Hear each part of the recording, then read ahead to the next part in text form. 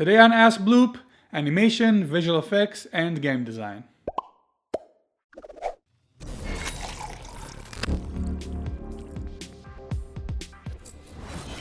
Welcome to AskBloop, Morgan from BloopAnimation.com. It's Friday and it's time for your questions. Is digital painting a relevant skill for animators? No, digital painting is its own profession and completely separated from animation. It's always great to have a lot of skills, and if you're a one-man show producing an animated short, it could be handy, but in the professional animation industry, having that skill would not give you any advantage in getting hired. I'm trying to make a 3D animated short and wanted to know if it's practical to matte paint in a compositing program, or is it better to texture and render everything? I'm not sure if you mean texture the characters, but I think you're talking about backgrounds. And in this case, yes, especially as a single person trying to produce a 3D short, use matte painting as much as possible and try to minimize the amount of modeling and 3D assets you need. It will make for a faster production and shorter rendering time. All the backgrounds for Lift Up are 2D matte paintings, and that made it so much easier for me to make this film, and the result was still great.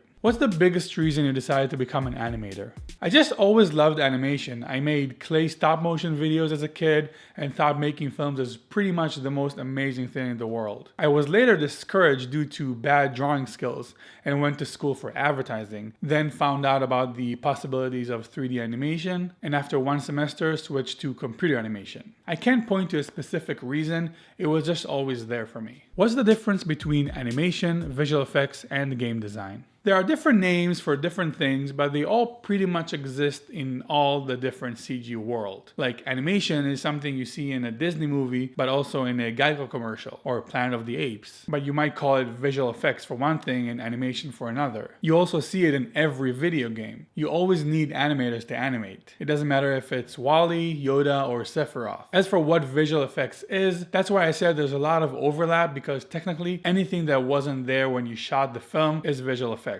Lightsabers, gun particles, a CG background. Game design mixes 3D work with programming, but even then the 3D artists usually do what they do for any other job, like model the environment, rig the characters, or animate, and then the game programmers will connect all the assets with code inside a game engine. I hope it makes some sense. It's a lot of similar stuff with a lot of overlap, and a skilled 3D artist should be able to transition between the industries.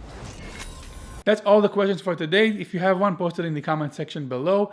And if you want to stay updated on animation news, new tutorials, or see if your question was answered, click the subscribe button. You know where it is.